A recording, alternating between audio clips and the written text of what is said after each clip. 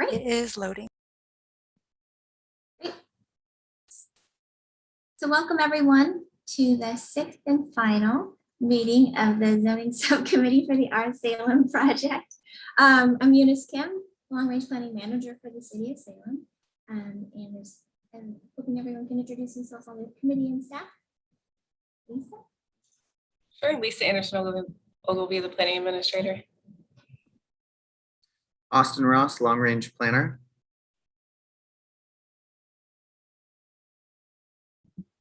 Chris Hoy, Salem City Council Ward 6 and Council President.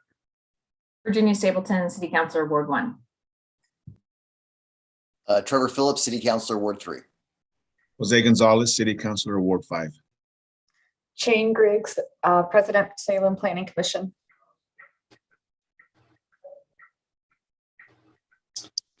Ian Levin, Salem Planning Commission. Great, and hopefully Commissioner Pollock will join us. So today we are going to be focusing on the last 1.5 zoning options that are focused really on minimum density. And so I'll start with a kind of a brief overview again of kind of where we are, what the project is, and what the focus of this group is, and then we'll kind of dive into the details. Feel free to ask questions as we go. Austin?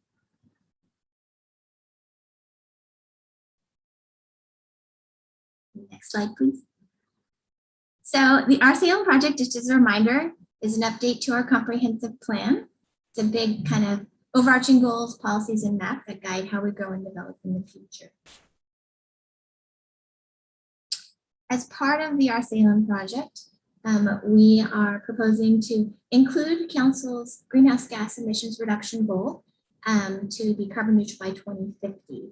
And so you will see that in the draft when the comprehensive plan draft comes out. But in addition to that, this group is really focused on how can we actually make changes in the code, in the zoning code, to help move us toward those goals.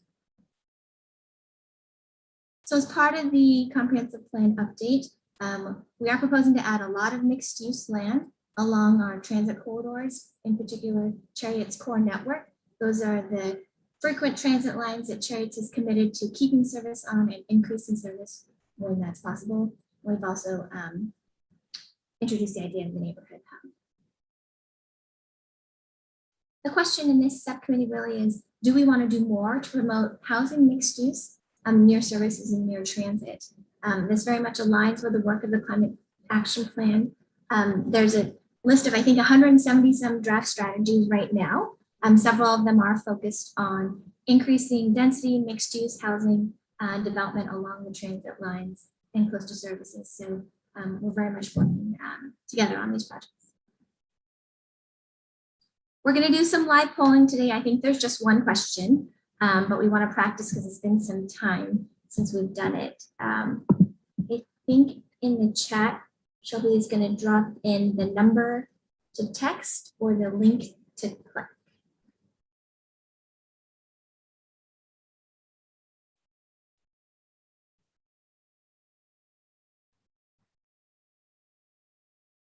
Does everyone see it there?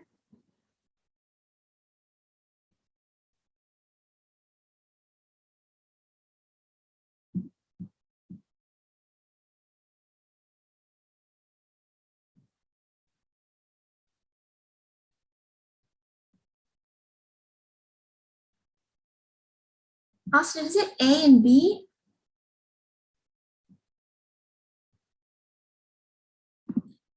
Yes, it should be A and B. Okay, because it just says yes and no on the screen. Okay, so A would be yes. B would be no. Doesn't look like it's working now. I just got a text back that said your presenter has not opened the poll yet. I got the same message. Austin? I will try to troubleshoot that. I'm not sure why it's doing that. Mine says I've joined the session, but there's nothing showing up on my phone. Okay.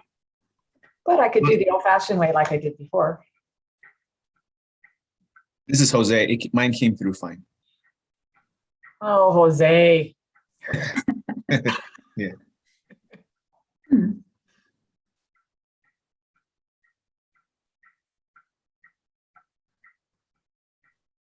Austin, can you troubleshoot as we kind of go?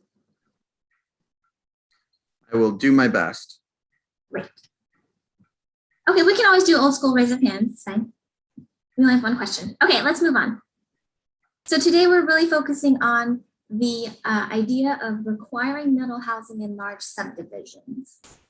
If you remember from the last discussion last month, we talked about kind of minimum densities, gross versus net. Should we look at other options? And so that's kind of what we're here to talk about today. So I don't know if it was last month or actually the month before when we talked about this for the first time. We had kind of agreed on 5.5 units per acre as a gross density that would be workable, doable, that would still kind of push us to do some middle housing on properties that were at least 5 acres in size when they were subdivided. But then the question was, well, what about net density? There were some concerns from the home builders and others around sites that were more challenging, that maybe had a creek running through them or really steep slopes and would be really difficult to achieve that 5.5 if we factored in those constraints, if we didn't factor in those constraints.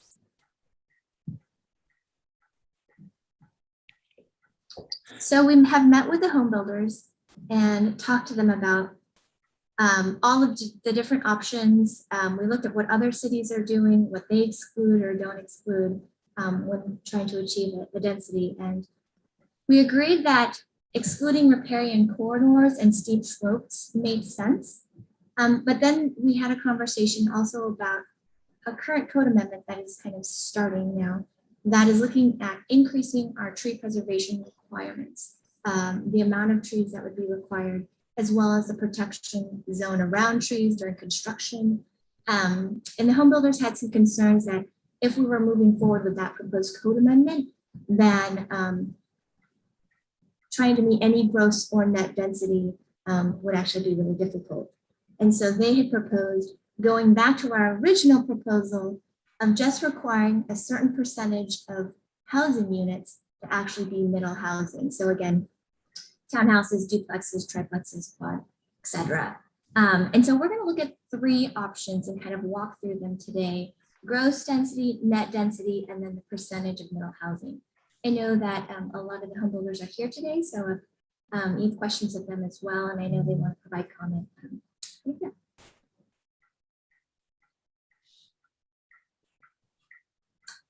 So the first option is to stick with the gross density of 5.5 units per acre, kind of regardless of site constraints. And that was kind of the first option. Second one is to exclude riparian corridors and steep slopes. So anything with a slope over 25% that wasn't developed, so or graded. So understanding that we would exclude that, and I'll walk through that. We'll exclude it from the calculation. So you're not, I guess, penalized because your site has riparian corridor or steep slopes. And then the last option again is looking at just saying no minimum density, but whatever you're building, a certain percentage, 10, 15% of those housing units again need to be middle housing. So we tried to put together a graphic that kind of walks through this, and just stop me if it gets confusing because it is a little confusing. So the most basic is you have a site, regardless of what's on it, say it's 10 acres. We have a 5.5 minimum density, dwelling units per acre density. If you had that 10 acres, again, you would have to have at least 55 units. Doesn't take into consideration a riparian corridor, slopes, but it does include streets, right? So when we first settled kind of on the 5.5 units per acre, in our research, and I think in the research the home builders did, we did factor in the fact that, you know, subdivisions would have streets and there would be stormwater requirements. But just if you think kind of big and broad, the first option is whatever's on the site, however big it is, the density would be 5.5. The next option is to look at kind of a net density where if you had a 10-acre site and say you did have a riparian corridor or steep slopes, and that took up, say, 2 acres of the site, instead of saying you take that 10 and you multiply it by 5.5 for the 55, you take that 2 acres away and say you have 8 acres that are really developable, and you multiply that by 5.5. So in the area that can be developed outside of the riparian corridor, you would have to do at least 44 units. So you would get less units than the 55, but it's just understanding that there are constraints to that site. That makes sense? Okay. The next option is just to do a straight percentage of middle housing. So say we go at 15%, which is proposed by the homeowners. And we said you have a 10-acre site, there's no minimum density, no minimum number of units. But if you did say 35 units, then 5 would have to be middle housing. You could also do way less. You could have 10 housing units total on 10 acres, because again, there's no minimum density. And I think 2 or 3 would have to be middle housing. So this really kind of is probably the most flexible option in terms of building on a site.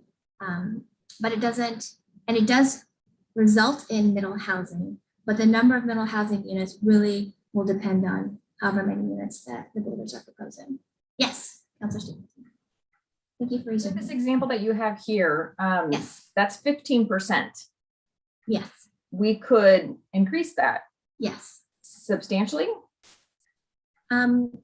Yes, you can increase that. This is just the proposal that the home builders had said they thought would make sense in terms of the market, and they're here to answer questions about that, but yes.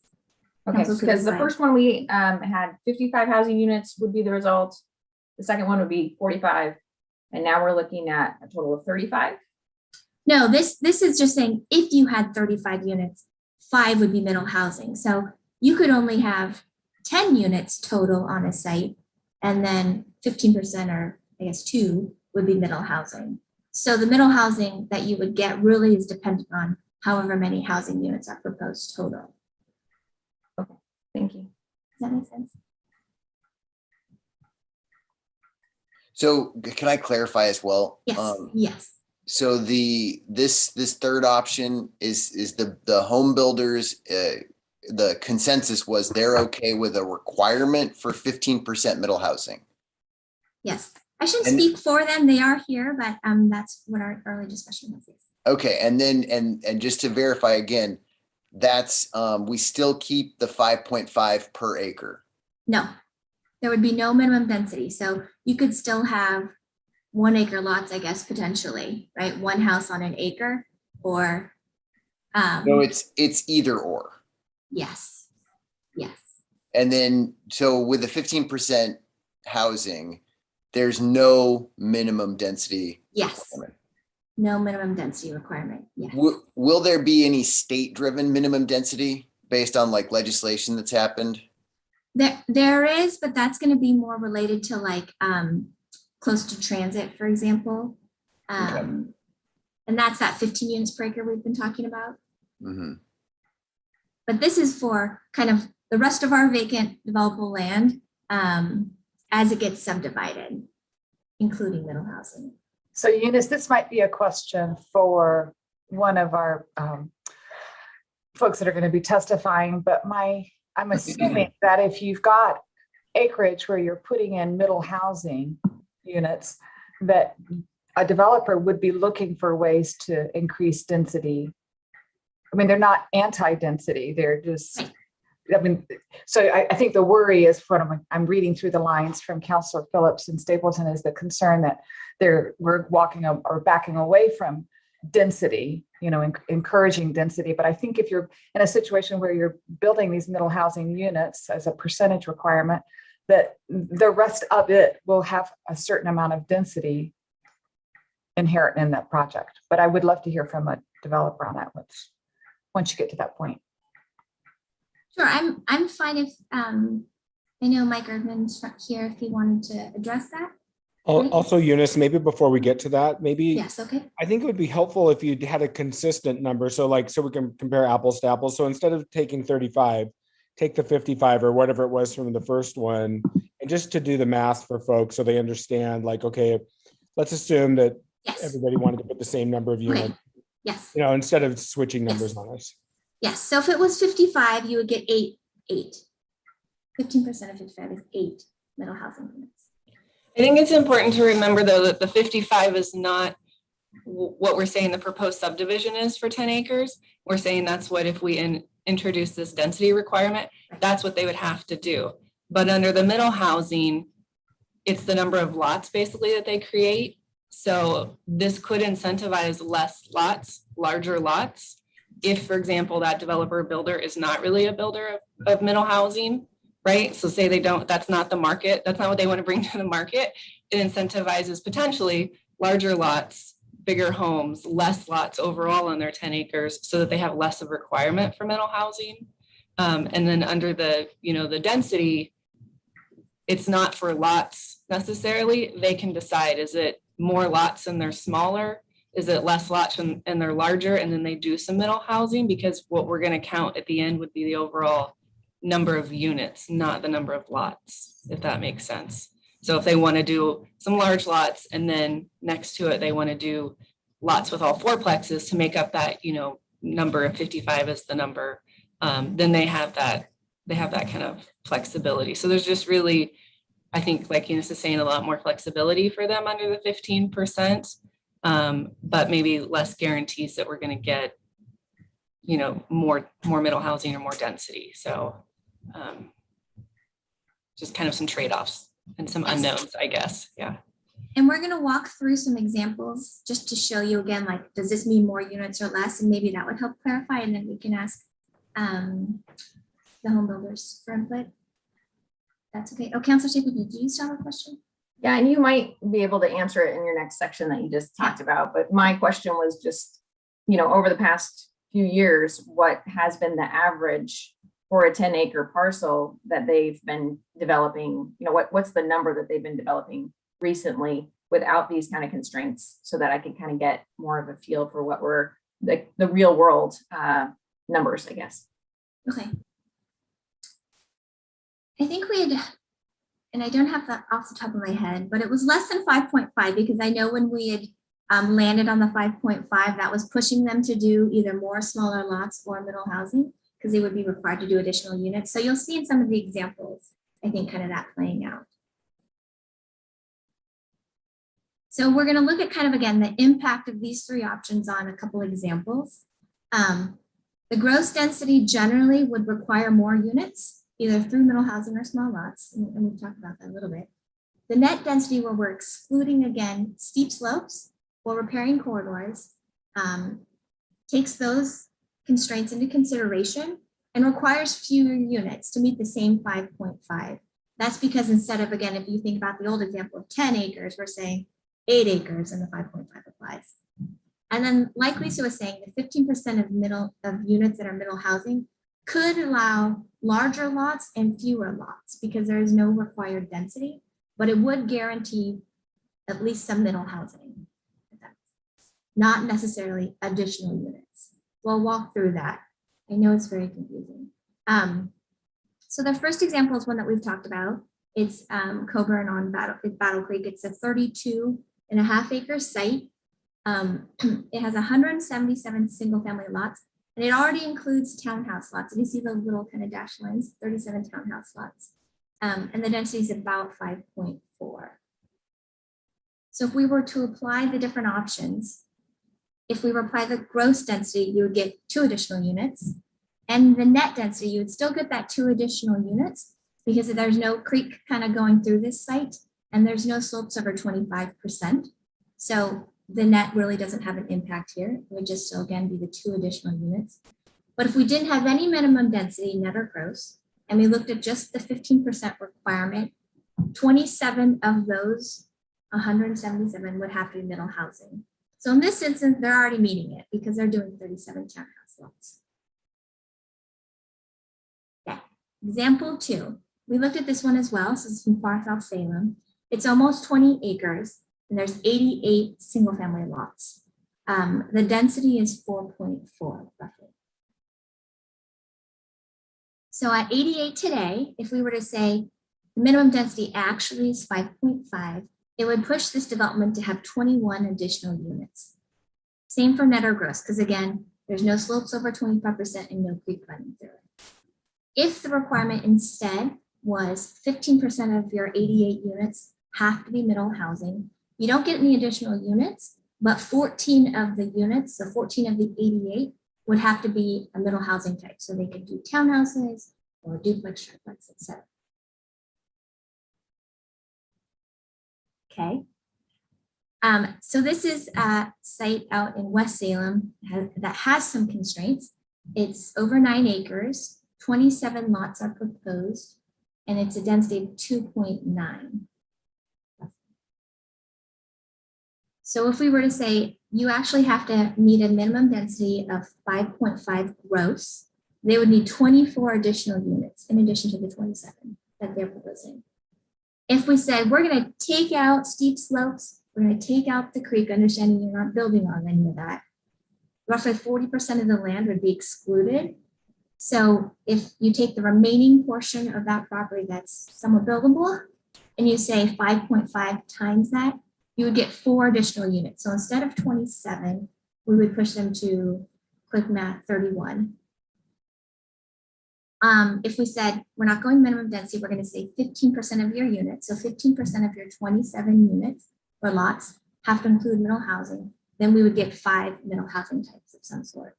We wouldn't get more, so we wouldn't get the 24 additional or the 4 additional, but of that 27, 5 would be middle housing. Okay. So this is just kind of a comparison across the 3. You'll see for the first 2 examples, there's really no change net versus gross because we didn't exclude riparian corridors or steep slopes. But it does make a difference on that West Salem site that does have a creek and steep slopes. It brings the additional units down. 15%, kind of like Lisa was saying, there's no additional units required, but these are the number of middle housing units you would get if we applied that 15%. So they're not exactly apples to apples. And so we wanted to kind of bring the 3 options to you. We're not making a recommendation as staff. We have like a leaning towards, but we really want to kind of hear what your preferences are, what your kind of questions are. Yes, Councilor. Thanks, Eunice. I'm trying to understand why we would ever want to do the gross density. Are any other cities doing that? That just seems to make the least amount of sense to me in terms of, that just makes the least amount of sense to me. And so I'm just curious, do other places do that? How successful has it been? That sort of thing. I think we started with gross because it was kind of the simplest way to do it. So instead of like carving this out, carving that out. But a lot of the cities we look at do some sort of net where they exclude things like riparian corridors because you're not building in it. Thank you. Yes. Commissioner Griggs. On the middle one, the net option, excluding the riparian corridors, et cetera. What about because I think the proposed tree ordinance language is going to change and make it a lot more, require more trees. So how does that factor into, I mean, if you're asking for more trees on a lot, that's less buildable area. Is that part of the exclusion process too, or is that something that's not off the table? Well, the tree ordinance proposal, which will come to Planning Commission on September 21st for a public hearing, has been revised since the initial version that was presented to the Planning Commission in a work session based on feedback. The current proposal is to change the requirements in a tree conservation plan from 25% preservation to 30% preservation. It would change which trees are considered significant trees. So there would be more trees that would be considered significant that have to be preserved. And it does have a new requirement that you have to put fencing and not do significant grading around the roots of the trees that you're going to save, which today only exists for the significant oaks. For the rest of the trees, the code doesn't say that you really need to do fencing. You have to mark them, whatever it means to mark them for preservation, but it doesn't say you have to do fencing, not do grading, etc. So the criteria for tree conservation plan would remain the same, which allows you to go below the 25%. It does allow you to remove significant trees when there's no reasonable design alternatives. So the process and the criteria would remain the same. And that's just a draft. It's going to planning commission and then it will come to city council for consideration. Lisa, just FYI, your audio is really funky and maybe it's mine too now. There's some weird feedback coming through. I don't know if other people are getting that as well. Okay, I'll put headphones in. All right. So I'm glad you said something. I thought it was me. I would agree. There's some feedback, but we were able to hear, Lisa, what you were saying. yeah, I heard everything she said. I guess I am starting to wake up, and I want to make sure that my understanding of the math that we're all seeing is the same, because what I'm hearing, my summary would be the exact opposite of Councillor Hoy. It seems like the 5.5 gross density is potentially better, but I guess it depends on what the goals are. I guess my goal first and foremost would be to get more housing, units, but I'm missing where some of the other ones give us more housing units. Maybe my math is wrong. That's what I'm trying to confirm. Councilor Stubbs, you're correct. You would get more units with a gross if there are constraints on a site, because you wouldn't be excluding land. So yes, if the goal is the most units, it would be gross. And Trevor, just to respond to that, you're right. Our math is, I think it's the same, but my thought is I was trying to factor in reality. Like if you can't build on something, why would we make that part of the calculation if it's not buildable at all? Like we wouldn't allow them to build on a creek or, so why would we require that to be part of the equation? And so on that point, I think that the way I view it is that we may have already achieved the success we were looking for, given that the builders said that they could achieve 5.5, knowing that the land that's left is more likely to have that, those irregularities in the topography. So, if we were to recalculate this based on a net, we could declare a success. I mean, like we're essentially getting that, 6, 7, 8 units per usable acre if we just go with the original suggestion from the builders that they were okay with of 5.5. I mean, the only area where I have some concerns is, will it guarantee us the true middle housing? The example that I believe is in Ward 3 that was shown earlier, it looks like you get some. I mean, it's hard to actually plot that out without those options. So I'm not, belaboring the point. I just want to make sure I have my understanding of the data in front of us. Thanks, Trevor, for bringing that up. I think you make a really good point, and you've reminded me of that, so that's great. In my head, I was leaning towards the net density just because of that reality thing, like we're not going to let them build on a creek. But I was also wondering if we went with that, could we increase the minimum at all? Because that's what I would want. If I'm being open and honest up front here, net density sounds great to me because it makes sense and it adds some, I guess, reality. It's not really flexibility, it's reality. But in order to get more housing, like what we had originally talked about with the home builders, the 5.5, can we increase the density to get that while also being honest about real life challenges that are in front of these guys and gals as they plan these housing units? I think it would be helpful to hear from some of the developers on because we're basing it on what we're seeing here. I think having more additional information would be helpful. Okay. Mike, did you want to, not to put you on the spot? Yeah, no, absolutely. And we've got Okay. Mark Grenz, we've got 2 or 3 of our developers here who can comment as well. I think what might be helpful is, and I'm trying to share my video, but it's off. If I could be allowed to share my screen, because I think what we want to show you is the realities of what we're dealing with on the ground. And as some have commented, you're absolutely right. We'd agreed to that minimum density, but the new wrinkle that's come along really is the changes to the tree plan. And so there's some really, really big changes that are going to make it darn close to impossible on many sites to achieve those densities. And so I'm going to show you here. Let's see. I've got to wait if I can be allowed to share my screen. Mike, if I could interject something just really briefly. Yeah. I don't, unless I'm mistaken, I don't think anybody on city council has actually seen those proposals. So you guys keep talking about changes to the tree ordinance and we don't know about those yet. We haven't seen that. So you're talking about stuff that we don't know about. So I just want to make sure everybody knew that. Yeah, and I appreciate that. And one of my arguments to staff has been, I'd love to see these two issues considered together so they could be weighed together, but there's been an unwillingness to do that. So we're kind of stuck dealing with these before you get to looking at the tree ordinance. So, but let me share my screen. Let's see if I can find the screen I've got here. And I may have Mark Grenz if Mark can weigh in here, but this is an example of a tree plan here in South Salem. What's changed with the tree plan from what we have now, the most significant change is that currently, as Eunice commented, maybe it was Lisa, we have to designate those trees for preservation. And under the new plan, there'll be this critical root zone area. And so these circles that you see on the map, those are areas that have to be fenced off and can't be touched.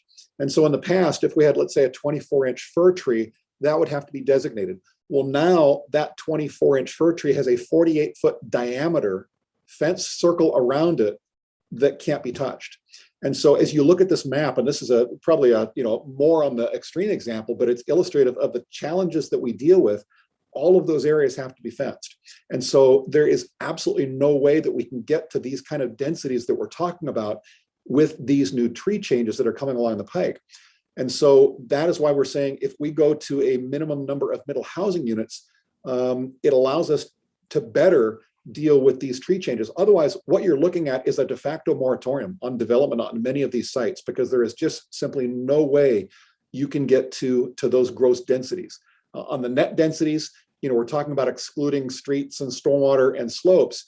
Again, unless these preserved tree areas are excluded as a part of the net density, we can't get there. It's going to be a de facto moratorium. And so I might ask Mark Grenz to weigh in here. This is his project he's working on. We've got three other developers that are on the call too that can comment just about the realities on the ground. But this is what we want to show you, because this is what we're dealing with the challenging sites that we have today. Once we have that fenced off circle around all of these preserved trees, it by default forces the lots to be bigger so that we can find parcels or building pads on those sites that you can actually put a house. So Mark, are you on the call here?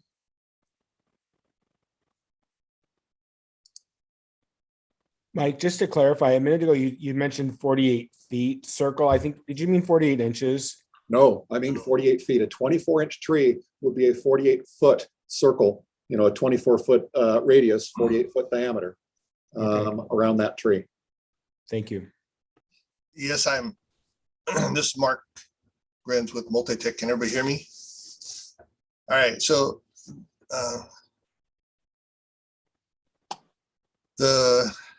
this is a site that hasn't been submitted to anybody for land use yet. We're still in the concept stages, trying to get everything to work out. But it is one I've shared with the home builders group as a site. The contour lines are hard to see here, but this thing has steep slopes and a lot of trees. Now, this particular, as we have it right now, we know we're going to have to remove about 50% of the trees, and then we still have to decide what other trees would have to go in order to create some buildable envelopes. But Mike's correct. When we start trying to figure out how to create the preservation areas around all these trees that we can't grade, and that we have to start looking at our building envelopes to be set aside, it forces us to create larger lots in order to be able to provide a net buildable area that will accommodate a house. And so that's a concern that we see coming from the changes to the tree ordinance.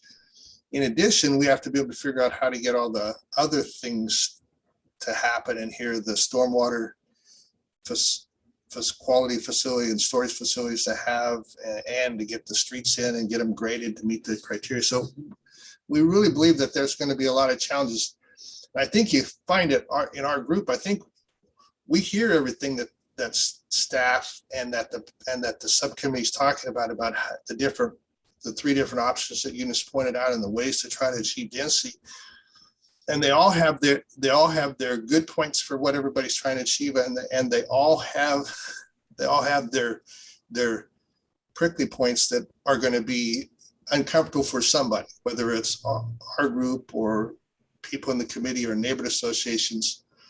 For instance, that one that she showed you there on Doakes Ferry that we just have been taken through the planning commission, the neighborhood association fought hard to try to create a sense to take all that riparian corridor and even some of those lots that are adjacent and set them up. Mark, it's still an open case before the planning commission and the planning Okay. commission. Well, I just- Here, so please, no specific details. I'm Yeah, sorry. I was saying that in the analysis, whether that's gross density or net density calculations, when we start taking a lot of that stuff into account, if there's not a way in the analysis, whether you use gross density but make a provision to exclude things that can't be included or that shouldn't be included, but there has to be some way to make it work, and that's why we keep flopping back and forth between a percentage of middle housing in units versus net density or gross density, because each site's going to have its own special characteristics, and it's all going to have its own problems, and we have other factors to bring into account, like neighborhood associations, like changes in code, such as tree that they're all gonna make it hard. So anyway, that's my point here.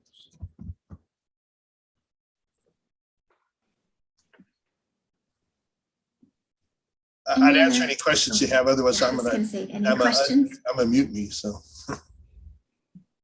Any questions from the subcommittee? Or any other comments from folks in the public? Yeah, I'd like to make a comment. So kind of piggybacking on what Mike and Mark have said, one of our biggest concerns we understand that the city's goal is ultimately to get middle housing and to increase density. And we want to work with the city to accomplish those goals. But with the new tree statutes and the new minimum densities, the way that the code is being developed, it appears that, as Mike was saying, this is going to turn into almost a development moratorium, where it's not even going to be possible to come in and develop these sites in the city. And it's going to push developers outside of the city.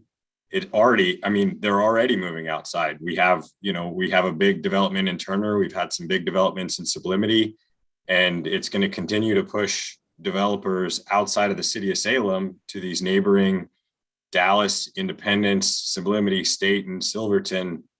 And then we're not accomplishing the ultimate goal, which is greenhouse gas, trying to reduce greenhouse gas emissions, because we're pushing more people further away from the core, and it's going to be forcing these individuals to commute from these surrounding municipalities to the city of Salem.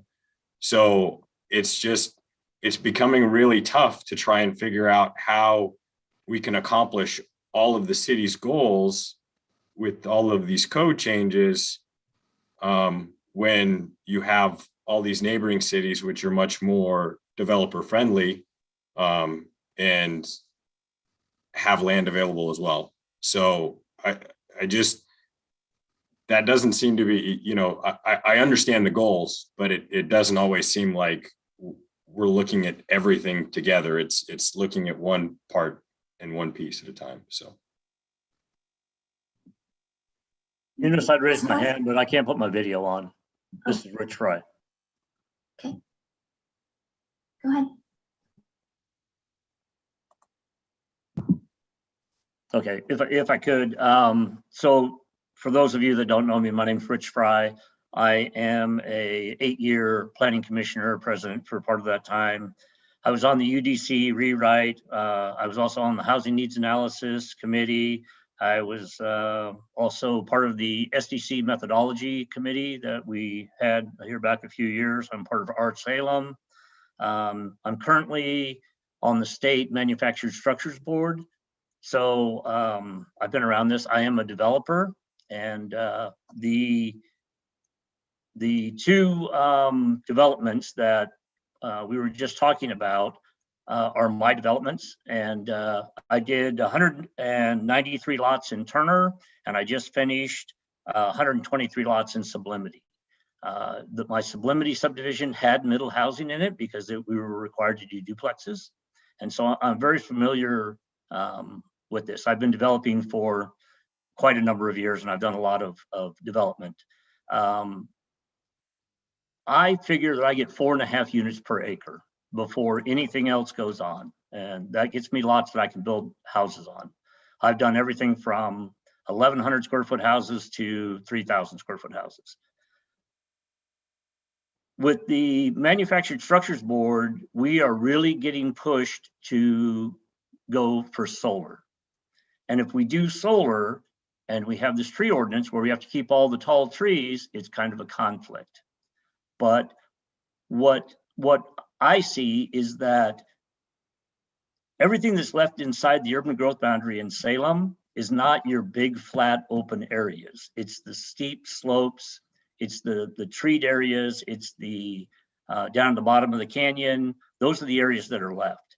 And it's my feeling that if we go to a set number, all right, you have 10 acres, you have to do this many, or you have 8 acres, you have to do this many, that it's going to force everybody out of Salem to the surrounding communities. And I've already gone there. So, and I know many other builders that are doing the same thing. And now we're talking about people driving from outside coming to town. If you give us the percentage, then we can look at the site and try to figure out how we can best utilize that site and still get middle housing. Like I said, in Sublimity, it was, I believe, 15%. And we were able to do that. And they have a 10,000 lot minimum out there. So it's a big site. But with the tree ordinance that's coming in now, if that had come in before I did my last subdivision here in Salem, I couldn't have done it. It would have been actually impossible. Because the way that the trees are sporadically placed around the property, and now a 20-inch white oak is significant, but any tree 30 inches in diameter is significant. And they also have the grove, which is any 5 trees within 50 feet of each other. So you can see that it starts really putting a lot of constraints on the lots that you can build. And I think that middle housing is a great thing. And believe me, as developers, our plan is not to take 10 acres and put 5 2-acre lots on it. That's not economically feasible for us. So we have to put as many units as we can on the land. Now, in doing middle housing, like I said, I just got through doing that in Sublimity. I don't see that as an issue. And I think that a lot of builders would love to do more like that, like more duplexes, more triplexes, because you get more for your money when you do that. In Salem, up until this last legislature passed the new rules, we weren't allowed to do that. We were only allowed to put them on the corners. 7,000 square foot lots are larger. Now we have an opportunity to do more, but then when you say, well, you have a minimum density that you have to do, and you have the trees, but yet we want solar, it's going to make it so that it's not possible to build on what we have left for inventory inside the urban growth boundary. And that's just my opinion, and I'd be happy to answer any questions that anybody has. Thanks, Rick. Councilor Hoy. Thanks, Eunice. I was hoping that staff could maybe respond to the last 2 speakers in terms of your reaction to what they're saying. And also, if you could help us understand the strategy behind not doing the tree ordinance and this together, help us understand what your thinking is there so we can have a better picture of what's going on.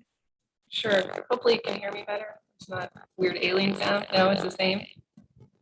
Sorry, should I talk anyway? I know Eunice really wants me to talk. Okay. So first, we're doing the tree ordinance now because we have to. We're doing the middle housing code amendments. And part of that is we have to change the tree chapter to make it apply to middle housing. So, people have been asking us since the UDC, since prior to that, when are you going to update the tree code? It was on the bucket list in the UDC because it wasn't policy neutral. It's come up repeatedly in our Salem. It's come up repeatedly. It's been on our list. And so what we've said is, well, we don't have time to tackle it, right? It needs work. We don't have time. But whenever we touch a chapter, if we have things that need to go in that chapter on our to-do list, we try to address it then to be more efficient, right? So that's why we're doing that. The goal of the amendments is to make sure that we preserve larger, mature trees, right? Because those trees have been around longer, they're better for the climate, and the code right now treats all trees pretty much the same. Once you save a significant oak, after that, it counts as one tree on your lot, and then we just count the trees up, and it doesn't. There's no consideration really for other larger trees, especially if they're not oaks. And so we feel like that is important to be addressed. The graphic that was showed a circle around every single tree on that, when I got really close to look, it looked like they showed a circle around 100% of the trees. The proposal is that 70% of the trees can be removed. So I want to make that clear because I feel like that graphic, maybe it was just showing a part of the subdivision. Maybe that's the part with all the trees. I don't know. I haven't seen that subdivision, but it did show 100% of the trees. The proposal to save groves has been dropped. We couldn't get to any kind of clarity on what that language would be, so we have dropped that. It's no longer in the proposal. So again, it is expanding what significant trees are. It is proposing to change the preservation from 25 to 30%. And it is saying that you need to actually fence the trees that you say you're going to save. What I hear the home builder saying is, we can show it on a map, but we can't actually fence it and preserve it in the field when we're building, and that's a problem. And that's a problem because we get complaints about it all the time. We get complaints about, you told me in the subdivision they were going to save those trees, from a neighbor. There's no fencing. And we say, well, they're not significant oaks. There's not really a fencing requirement. They have to mark them for preservation. We hope they put a fence. Well, where are they going to put the fence? I don't know where they want to, because the code doesn't say. And that when we're doing compliance and we're trying to do enforcement, we have nothing to enforce. And we get complaints constantly. Well, there's grading right at the roots, and there's equipment right next to the trees. What are you going to do? We're not going to do anything because, the tree just has to be there when the house is final. And if it is, then they've met the requirement. It doesn't matter the shape that the tree is in. Also, the current language says that they can grade up to 70% of the area protected with an arborist report that says that it won't harm the tree irreparably. So we're trying to put in, options. So I don't know that the language is perfect. That's why it's a proposal that's going to come to Planning Commission and eventually Council. It's a policy decision if you want to amend the tree code to try to, increase protection of trees. And if it's not the right language, then it doesn't have to be adopted. If it's not the right time, it doesn't have to be adopted.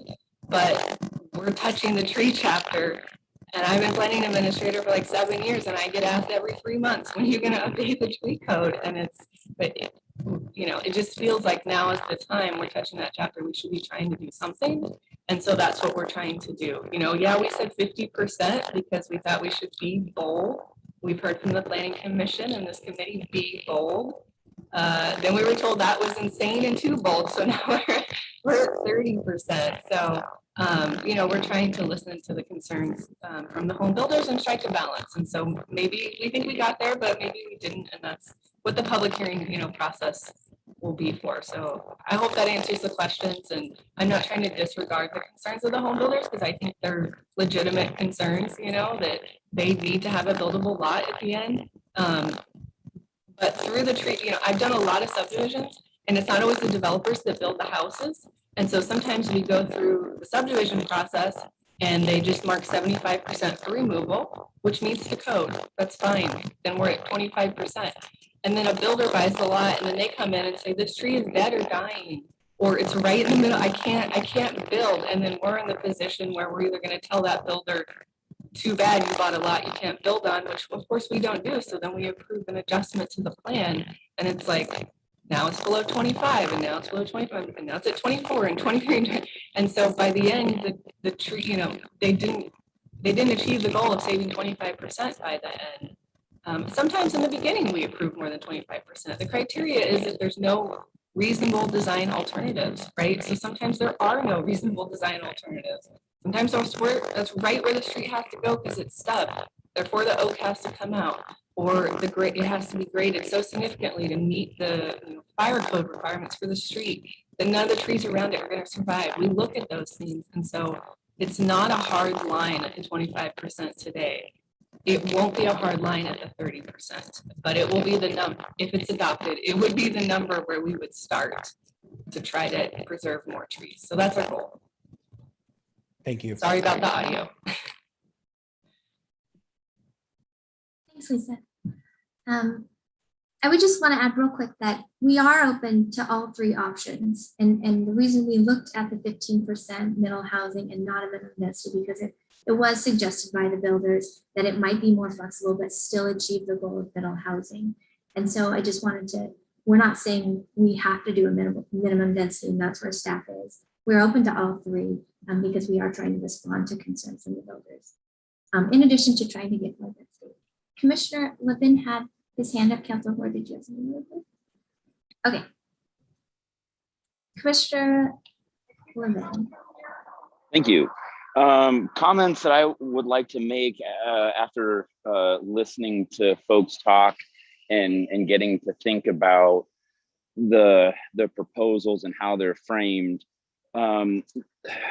Starting from a high level, the 5.5 units per acre to me is the 10,000 foot view, and that wouldn't be the set number, but it would be the target goal. And then as we've talked further and further about the subject, refining what that actually has to look like in reality, we've gone to the conversation of net and then had other proposals from that.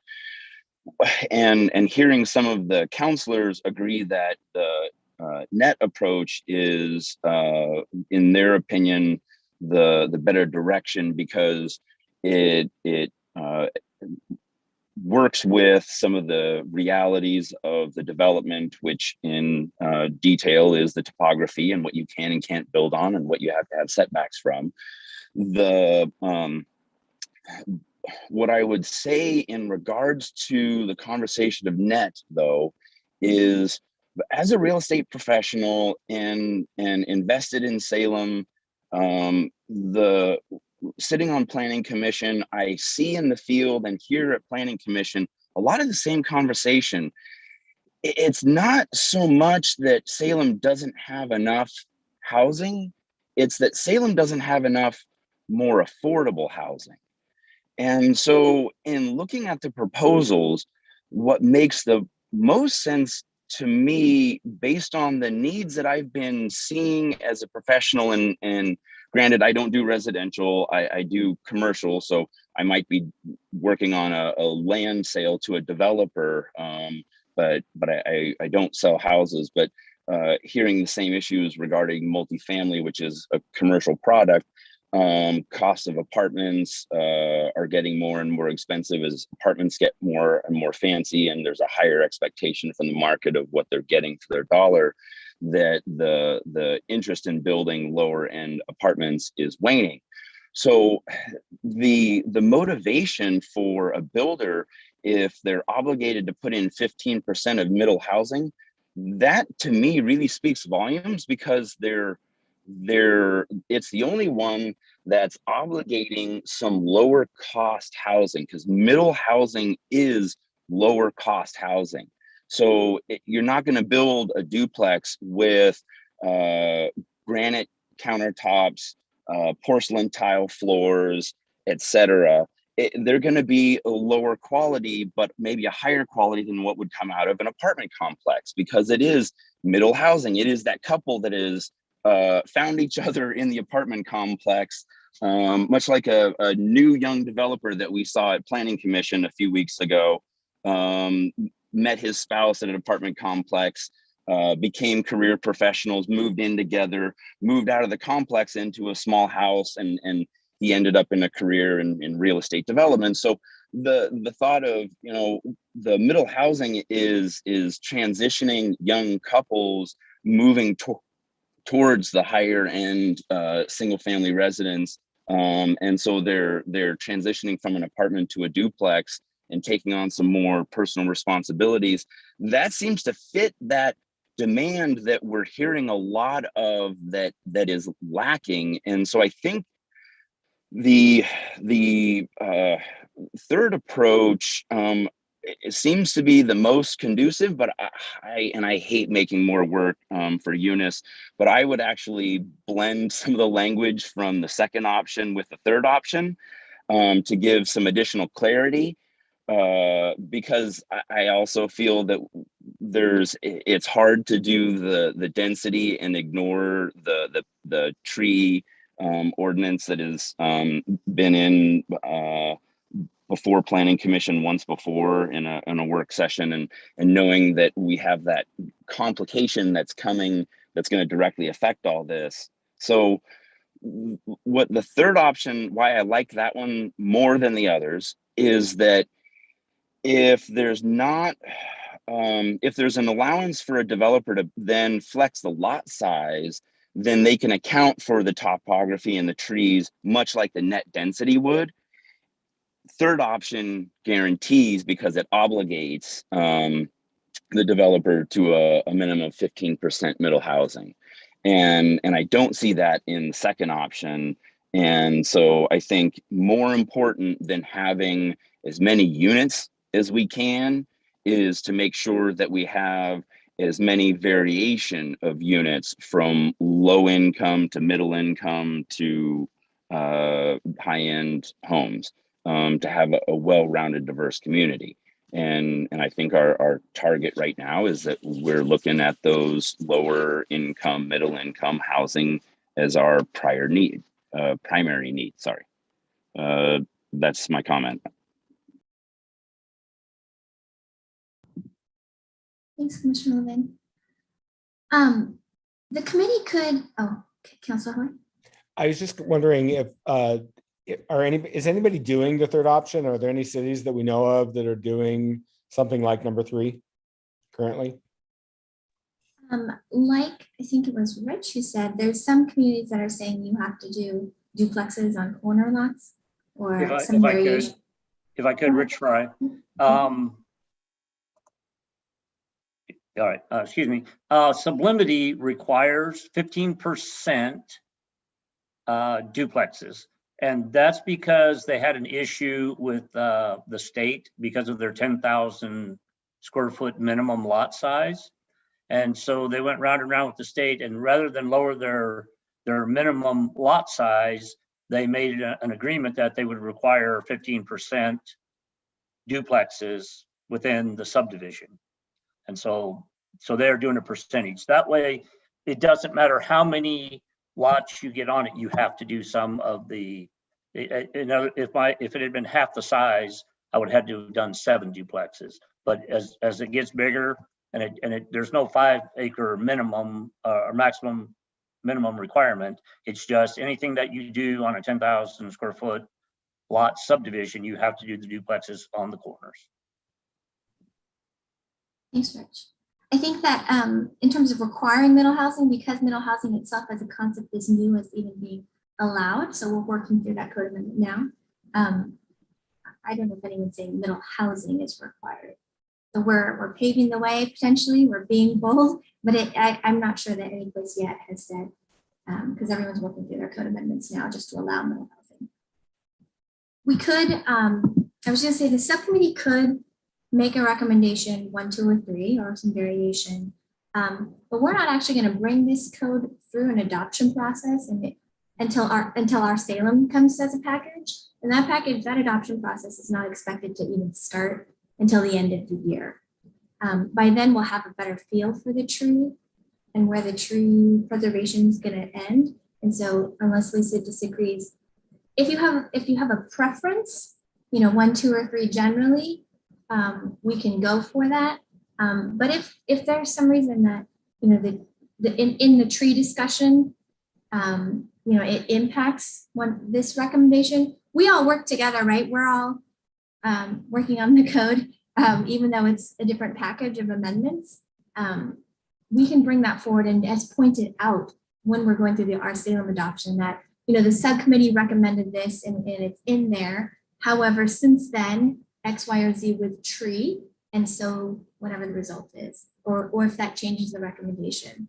I don't know if that's too complicated, but I do understand that there's moving pieces and we don't know where we're going to land on trees necessarily. For example, if the committee was like, we'll do 15% is maybe the most flexible now, but if the tree preservation falls apart, maybe the default is then 1 or 2, and then we just do 1 or 2. So I don't think, we would like a recommendation from the subcommittee, but this all will move through a formal adoption process that will go through both bodies, the Planning Commission and the council. I guess I have some, I just want to get my thoughts out there. So as it stands, I don't like option 2 as it stands, because I would like option 2 if the number within option 2 was higher. That was the whole, I think we could declare a victory if we accepted 5.5, the number 1 option, knowing that what the inventory of land that's available is going to have these carve outs. So we're going to, in effect, get a net that is higher than 5.5. I don't understand why we're making it less dense in option 2 by default will be less dense than 5.5. What I'm hearing said pretty consistently is that with even a modest real change to the tree ordinance, that it would be essentially very difficult or impossible to achieve the gross density of 5.5. So what I probably want is a blend of 1, 2, and 3. I want the number to be as high as we possibly can get in terms of both density and middle housing. But I do think there are advantages. I just don't understand. I wish we had somebody here who had a better grasp of the actual carbon dioxide input that mature trees have, so I could understand the trade-off. But my guess is I'm willing to give up some density and some housing to keep more mature trees. So those are my thoughts at this time, so that the rest of the group knows. Thanks, Councilor Phillips. Councilor Stapleton? Okay, so I'm gonna try and communicate my feelings.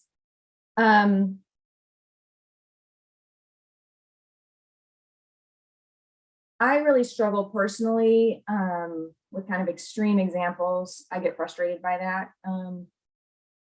I get frustrated when, sorry, this topic kind of hits home for me in a couple of different areas. So my emotions are elevated. I guess I'll be upfront about that.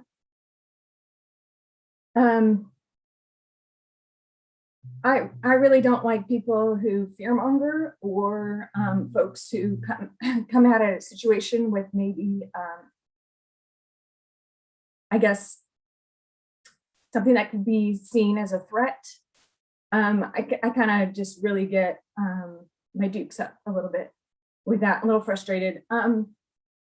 For me, I only have my own experience in life to compare this to. And so I think that's where some of my emotions are coming from, because as a woman, as a stay-at-home mom, as a mom to a kid with special needs, I have been asked to do a lot with a little my whole life. A lot has been required of me and asked of me, and it has come at personal cost. And I can't throw up my hands and walk away. I have to stay here, and I have to be a part of my community, and I have to give and give and give. And I don't get paid. And I am doing a huge service to our society and our community by being an awesome mom and doing the best that I can to be a part of this community and being a professional volunteer for the city.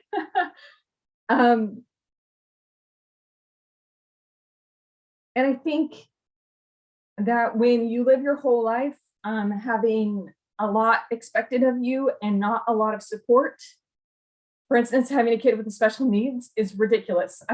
There is no support for us in our community.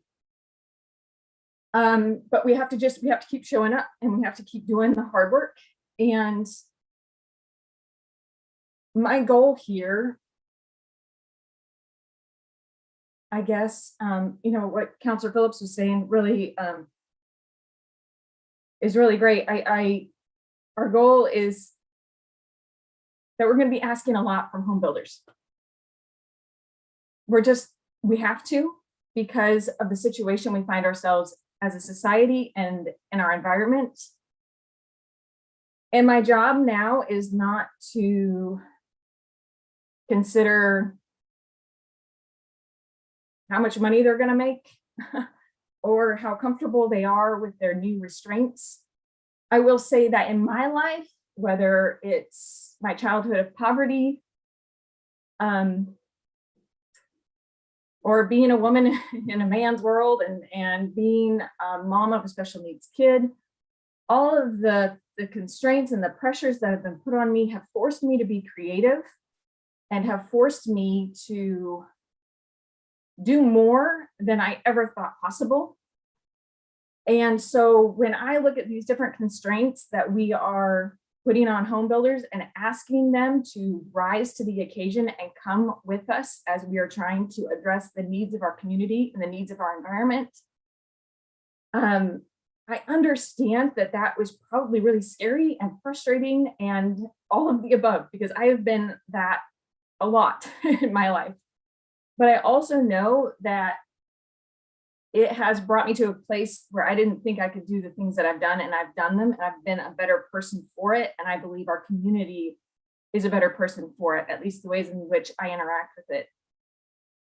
So I want to push this, and I want to encourage folks when they come here and talk to us about real issues and real concerns that they have, bring them forward. But I would like to not see an extreme example. That really frustrates me. And I don't think people are wanting to throw up their hands and walk away from Salem, but I don't like people even saying that.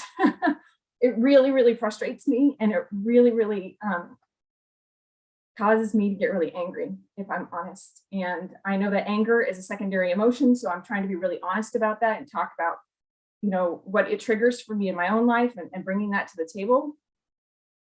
But I really like option 2. I think the net density is important to look at those different constraints. I'm fine if we want to talk about the tree situation and how that adds to restraints, because I am here for the conversation about saving and preserving trees.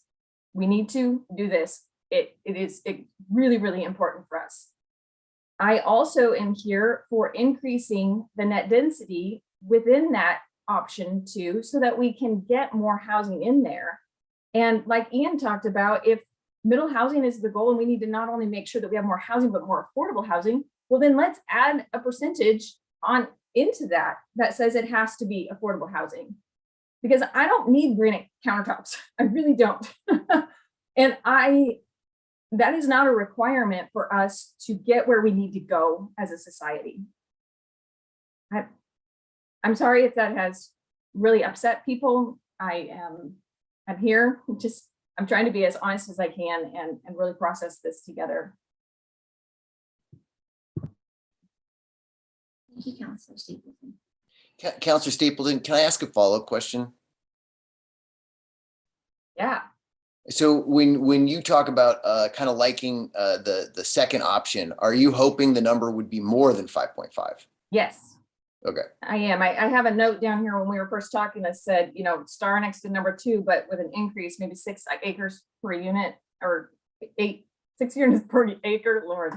And then when Ian talked about that middle housing part, I was like, yeah, he's really pinpointing something that we are not when we're talking about increasing the density. We also need to make sure that it's affordable, right? So yeah, that's all of my jumbled up feelings right now. I just want to quickly respond. We did look at what 6 units per acre would look like net and the impact on those 3 examples. If you want to see that. Austin, do you want to stop sharing the screen, find that slide to share, and then we'll go real quick to Commissioner Prince and Council. I love that you thought about this beforehand and came up with this. You were awesome. Thank you. Commissioner Riggs. Yeah, first of all, I commend Councilor Stapleton's willingness to share those feelings, because those are pretty raw and pretty sincere feelings. So I do respect that greatly. I need to do more of that. But as far as where I'm leaning toward, it's exactly what Commissioner Levin said.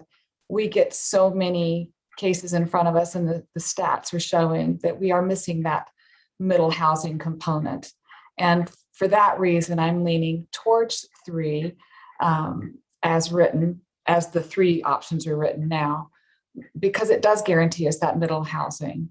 And I don't think that anybody was intending to do a scare tactic on us at all.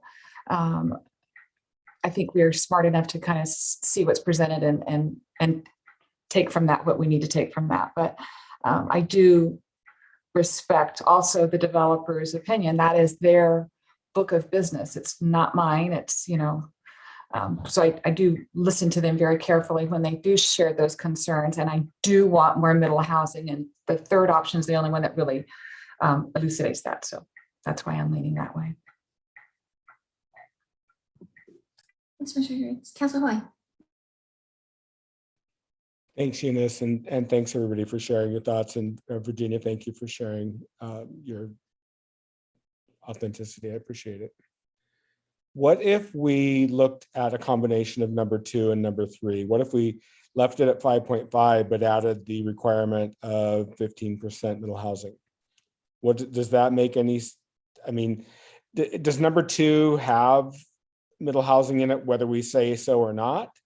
And would that have any net effect? So what if we said 5.5, but you got to have 15% middle housing? I would love to hear from the home builders on that, or anybody who has a thought on it. If I could just respond really quick, anything with a gross or net density requirement, it could be achieved through smaller lots or middle housing. It does not require middle housing. So But the if we combo said- would require middle housing and more units if we combined 2 and 3. I'm going to go real quick to Commissioner Levin and then Rich. Commissioner Levin, you had your hand raised? Thank you. And I'm driving back into Salem, so just a heads up, there's a couple spots where the phone does blip, I noticed, so hopefully I'm not interrupted. But I am using earpieces, so both hands are on the wheel and eyes are on the road. What I like about dragging part of the option B in with option C is that net density is referring to the topography and the geographical impacts. And what that opens the door to is if there's a tree preservation ordinance that goes into place, I would think from a common sense standpoint that those would then be added to that list of geographical implements, maybe is the wrong term, but obstacles that have to be avoided during development. So it would create like a de facto way to tie this with any future tree ordinance that comes forward, which I think for me, it's, I hope that whatever we recommend forward to council for review is something that doesn't create conflict in the future. And it's always so hard to think of codes and ordinances and then make sure that they don't have unintended negative consequences in the future. And so knowing that there's this tree preservation ordinance coming forward, that's kind of where I was originally thinking with the kind of hybriding 2 and 3 together. That's all. Thanks, Commissioner Sullivan. Councilor, oh no, Rich, you wanted to say something. Yes, so we have not had the option of doing an entire subdivision of duplexes, triplexes, and fourplexes in Salem until now. And I think that there are sites within the urban growth boundary that those would be appropriate. And for myself, I would not have a problem building a subdivision that's basically all middle housing, because there is a need for it. And like I said, in Sublimity, the first lots that sold were my duplex lots. And that's where people, want to live in one side and rent out the other side, or investors that wanted to have rental property but didn't want apartments. So I don't want you to get the feeling that we're, especially, I'll speak for myself, that I'm against middle housing, because I'm not. Like I said, those were the first ones that sold. And if I had a piece of land that was near transit or something else, and the topography allowed me and the trees allowed me, I would do a bunch of middle housing, kind of like 50 Oaks, where they put in all those duplexes. That was a very successful subdivision. And it went in right across the street from a subdivision that we had done. And so I watched it go up. I watched the success of it. So I believe in the middle housing. My issue is that when you start putting a number per acre, and then we start taking into account, even if we take into account the slopes and the riparian area and the rest of that, it can make some lots unbuildable. And then we don't achieve anything. But if we do a percentage, which is only a minimum, doesn't say that we can't do more. And then that makes every site buildable. So that's all that I was trying to get across. And if I came across harsh, I didn't mean to. Thanks, Rich. I will just add that there is flexibility in terms of if there are constraints. We talked about this with the home builders of adjustments. Nothing is set in stone, and Lisa talked about adjustments even to tree conservation plans. So I know while it sounds like if we're at 5 units per acre or 5.5 or 6, and we haven't thought of every circumstance, there are processes that we can use to still allow for building and some, again, adjustments to those standards. We initially talked about the riparian corridors and steep slopes just being an adjustment and listed as a possible reason for adjustment. But, as staff, we talked about, well, if we're going to adjust for these things, we should just exclude them instead of pushing through unnecessary process. If we all agree that if you're not going to build on a steep slope and riparian corridor, they should just be excluded. But there are going to be circumstances that we don't foresee in every different site and configuration, and that there needs to be perhaps some flexibility, and we have process for that. I just wanted to add that in. Go ahead, Councilor Phillips. Yeah, Eunice, you brought up a good point. Thank you. Is there a way to codify that flexibility, or is there a need to codify that flexibility more so that like the intention of like this committee and then our Salem and all the, ordinances that get updated honor, the intention, which is that if you've got unique land features or, big trees, and you have like a creative solution as a developer, that it's easier for the intention of like what we're doing now to be seen moving forward? It's a pretty abstract question, but it's just like, I think as a counselor moving forward, I would be very likely to give people exceptions to build less if they're going to save like a little miniature forest or something. And I don't know if there's a way to kind of capture that with words on paper and an ordinance. Perhaps, I guess, something specific in the adjustment chapter that referred to kind of the things that we're thinking about. Lisa?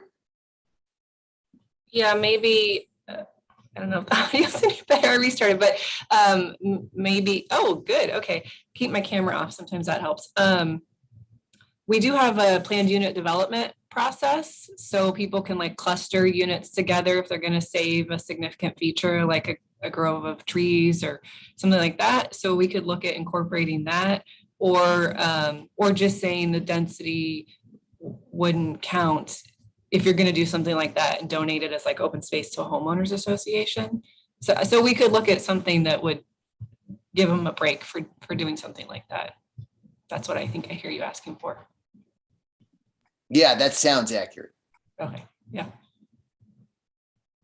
So I'm not sure if people want to vote, but what I'm hearing is maybe some combination of 2 and 3. So, and maybe even an increase to the net density. With the built-in flexibility of an adjustment for creative solutions to tough sites.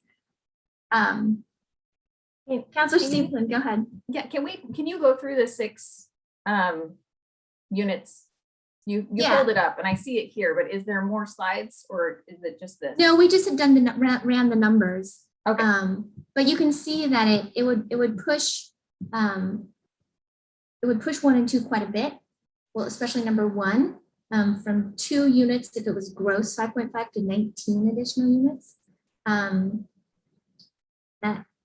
So I think if we were to increase the net density, it would really push the sites that don't get any sort of break because there's no slope and no riparian corridor, if that makes sense. Because the Dokes Ferry example, a lot of that land was not really in our example. Like if we say it's not buildable and you're not going to build on those slopes in the riparian corridor, that the 5.5 or the 6 is actually much less in terms of what it's going to demand in terms of units. Because the 6 would actually just be more like a gross number in the 1 and 2 examples, when again, there's no slopes and no riparian corridor. So that's just something to keep in mind. If the goal is to, have more units, then that would obviously be better. Eunice, you don't have a slide showing the net, comparing the 5.5 and the 6? Because this one's comparing it to gross, right? Yes, and the only difference in the net and the gross is example 3. So the gross was 24, the net was 4. Okay. So it would have been 4 versus 7 net. Sorry, I did not make that true. Councilor Hoare.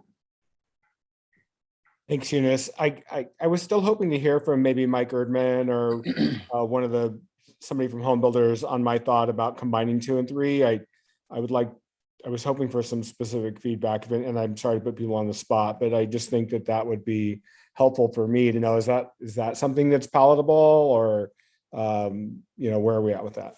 And could we tack on one other question for Erdman, which is the 6-point gross increase density? And I might ask, especially Mark Grenz to weigh in. I mean, I think on combining 2 and 3, if we're going net, I think we're going to need to have an exclusion for the increased tree preservation if we're going to try and achieve that. And I think we'll probably see folks probably doing more middle housing, because I'm kind of looking at the numbers here on my calculator. I think if you did it 6 units per acre net, that takes lot sizes down to about 5,000 square feet. And frankly, I think we've got concerns that at that lot size, I think we'd have significant concerns about whether the housing market is willing to accept that. And that is why I think we've got concerns that you'll see more and more housing going to these outlying communities, because it's one thing to say we should build it, but you know what, if consumers don't want to buy it, then we end up going elsewhere. That's the concern. Mike, if I could interject, what if we left it at 5.5 and required the middle housing, not increase it to 6? I think that certainly makes it easier to deal with. And I think it probably ends up with a product that's definitely more acceptable to the market. At the same time, though, I'd ask somebody like John Eld, somebody like Rich Fry, Mark Grenz, who are dealing with this on a daily basis, to kind of weigh in with their thoughts there.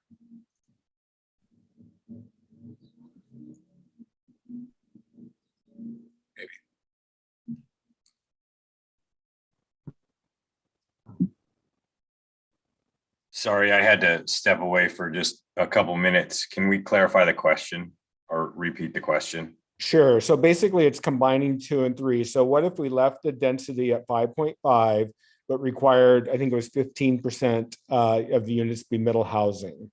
I'm just curious what your thoughts on that would be. I mean, I think based on the conversations that we've had, historically we've just talked about slopes and riparian corridors, but if the new tree ordinance becomes another potential exclusionary factor in creating that net density, then I think that it's more workable. And I mean, I think, like, I know Eunice said that you could accomplish ultimately the goal by hitting the density with smaller lots. Realistically, because of the site constraints that are out there, you're going to end up highly likely doing middle housing anyway. So to accomplish that goal, I mean, so mandating it, I think I think the combination is workable. I do. You know, and I appreciate the city's flexibility on that, because we do. I mean, you know, we do a lot of development here in the city, and we want to continue to bring an array of housing to the citizens of Salem, but it's got to make sense too. So. And I appreciate that. And that's exactly why I just wanted to hear your thoughts on it, because I'm trying to get to a place that kind of meets both needs, where we increase density, increase middle housing, but also is that it's still workable for the developers, because we know we live, you know, we live in the real world. So we got to find a balance in there. We know we want to shift it from where we're at, but we don't want to shift so far that, again, we make development untenable. So I'm just trying to figure out a place there that works for best we can for as many of us as we can. Councilor Gonzalez. You're muted. You're muted. Couple of thoughts about lot size, and actually in talking about some of the comments, because I've been in residential housing 24 years. First-time buyers usually is what we work with, immigrant Spanish-speaking families. Let me tell you some of the families that we've dealing with in the last just 10 days, just off the top of my head. There's a family in Beaverton that can't afford Beaverton, so they're buying in Newburgh. We have a family in Woodburn, can't afford Woodburn, so they're going to buy Salem or Kaiser. And actually, we have a family just last week wanting to stay in Salem, but the only lots they could find are there. I think they found one in Independence. I don't know how we're keeping track of the emissions, but it's just the harder we make it to build, then we're working against a lot of what we're trying to accomplish as far as the climate. Because of that's just a couple examples off the top of my head, but this is we've seen this trend. Turner popped up. I couldn't believe the construction there, but those people live here, work here. But as far as the lot size, the other thing I wanted to mention is it reminded me of a subdivision that's off of Hollywood Road, Hollywood Estates. Hollywood Estates was originally going to be a manufactured housing community, but during the last ramp up in housing in 2004, 5, 6, what they ended up doing is they ended up converting those lots that had not yet had manufactured housing. They allowed them to build houses, stick-built homes. And so instead of having a manufactured housing community, which usually has smaller lots because they don't mandate garages, they'll do a carport.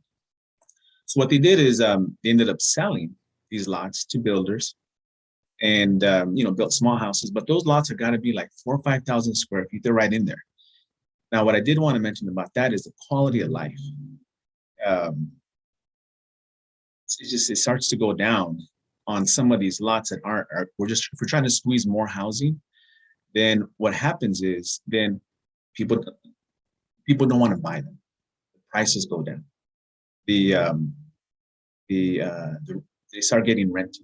They start getting lower rent, and then it just creates this little mini cycle of you can go drive there today. You can go drive and just get a sense of sort of something I think was a mistake.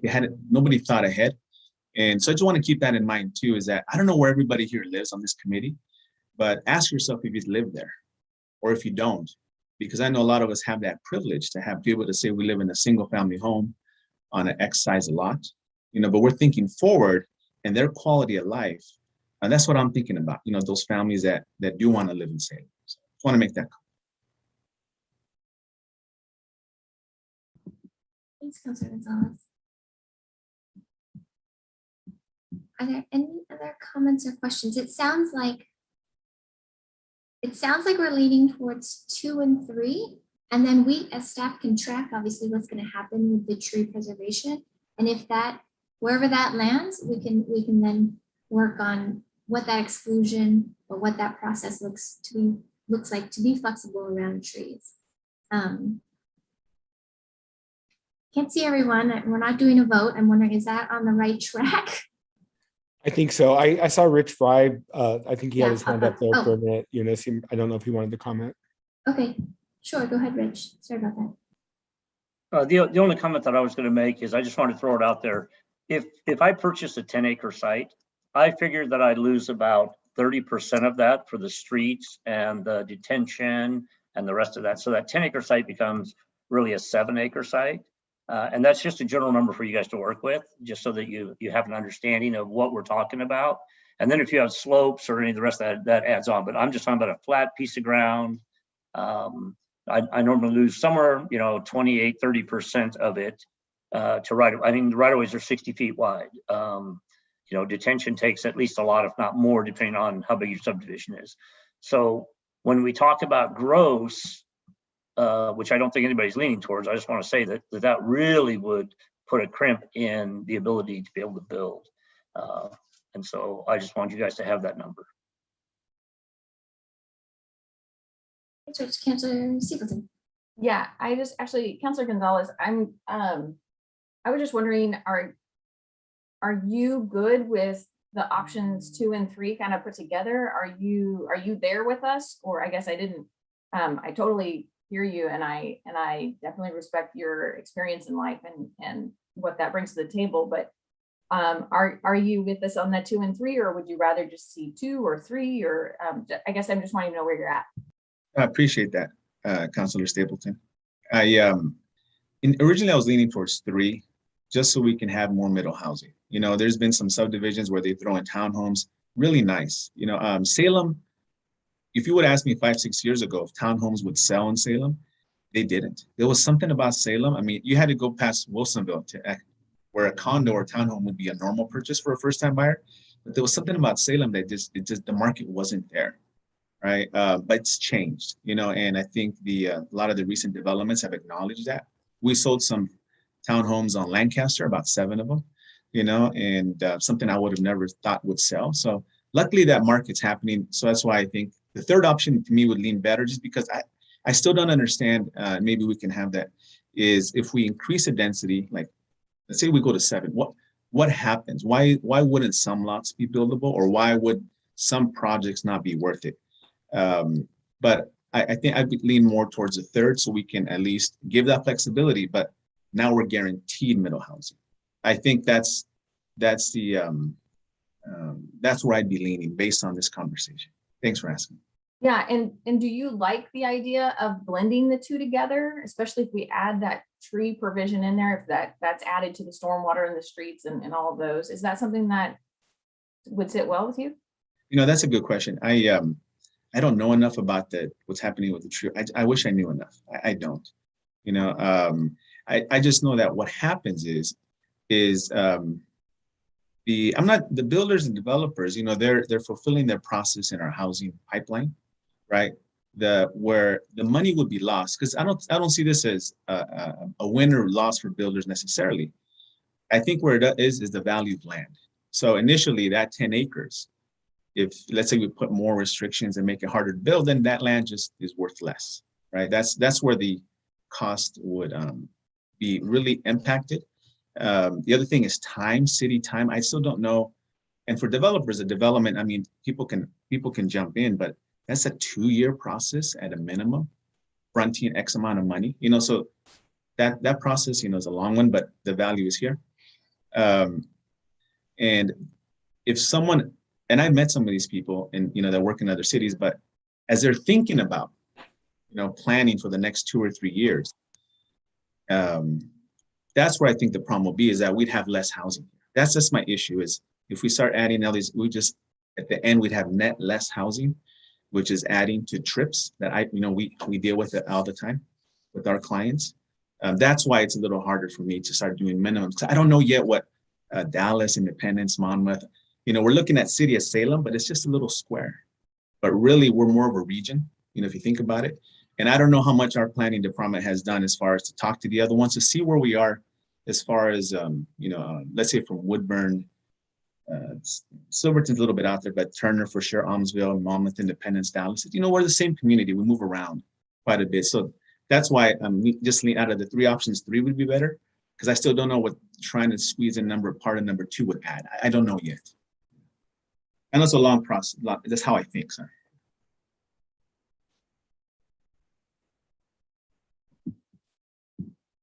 Thanks, Councilor Gonzalez.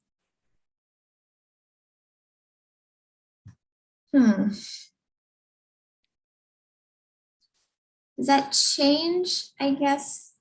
It sounds like, because I know Commissioner Griggs is leaning towards 3, it sounds like. Is that correct? Yeah, I typed that to you before. Oh, sorry, I didn't check Proposal the of chat. blending. I Okay. would open to blending the 2 with the 3 if there was aggressive consideration given to the restrictions for future tree code changes. Okay. I mean, I'm just gonna put it out there. I want 6 acres in option 2 with required parts of the option 3. It's the mandate for some middle housing. I don't know that we can get that. I don't know if there's consensus for that, but that's what I want. Yeah, I'm with Trevor too. I love blending the 2 and 3 together. I love adding the middle housing requirement. I think it's important to add the tree constraints in there. I think that's really important to consider all of the challenges. We can't just leave one of them out there. And I think that adding that would help protect trees as well, by us not trying to cram too much into a space that's not realistic. And if we can get 6, fantastic. If I don't think we have the consensus here, I think I'm with Trevor. I don't think we have that consensus. So I would love to see 5.5. I would be ecstatic at 6. Commissioner Riggs, go ahead. I love Dr. Counselor Phillips' proposal, except I really do think the 6 is based on what we've heard, the limited amount that we heard from the developers. I just don't think it's realistic. So it's a lofty aspirational goal, but I don't think it's realistic based on the little that I know. But the rest, I'm fine with the blend.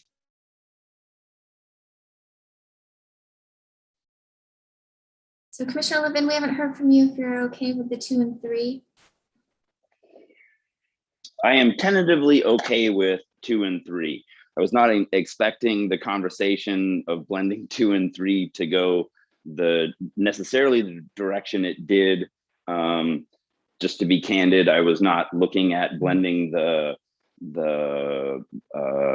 requirement of net acres developable. I just liked parts of that conversation that related to respect to the topography.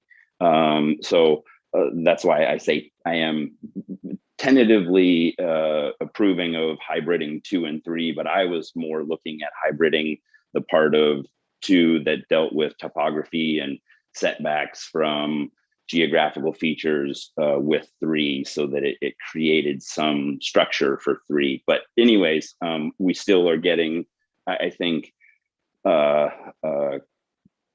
general agreement by most parties that some hybrid form of 2 and 3 would be positive for the community and acceptable to buyers as well as developers. Okay, I'm not sure that it's unanimous. It sounds like hesitation on both sides of 2 and 3. But I think maybe we could move forward with 2 and 3, and then we will track where the trees go. We can continue working with the builders. We have been, the entire time, kind of where the trees end up and how we can make sure that we're considering, how we work around the tree preservation. Thoughts? I'm happy with that.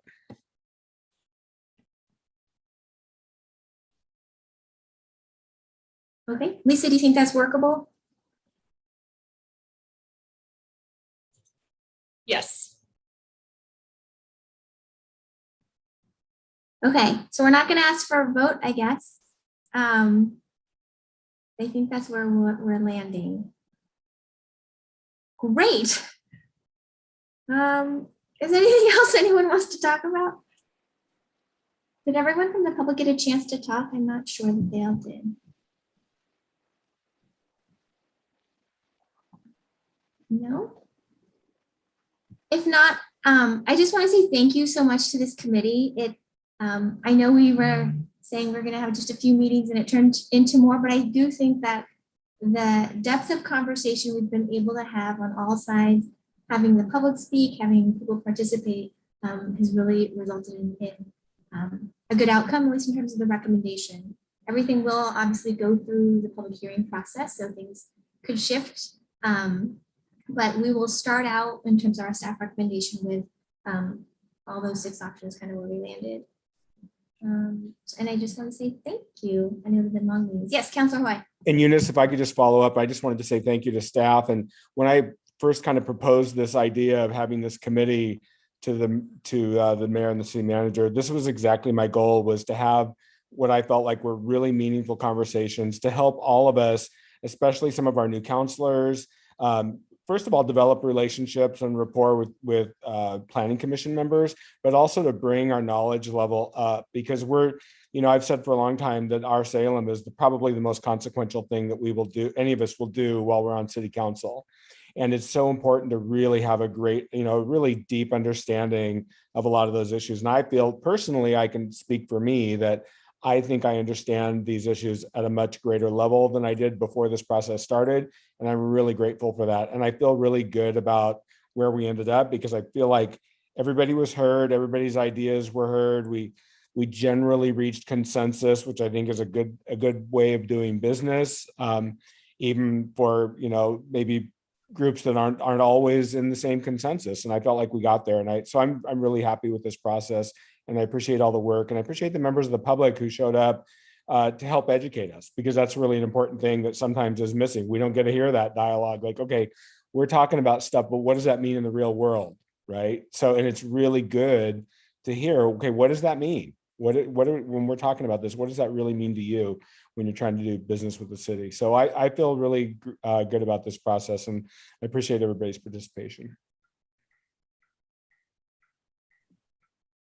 Great. Commissioner Griggs. Echoing Councilor Hoy's comments, I think this was a really good process that we have gone through, and I'm going to put in a shameless plug. We have 3 openings on Planning Commission, and we need a balance. We need folks from development. We need folks that love trees. We need to have all the perspectives at the table, and we have 3 openings. Well, 1 now, 2 in December.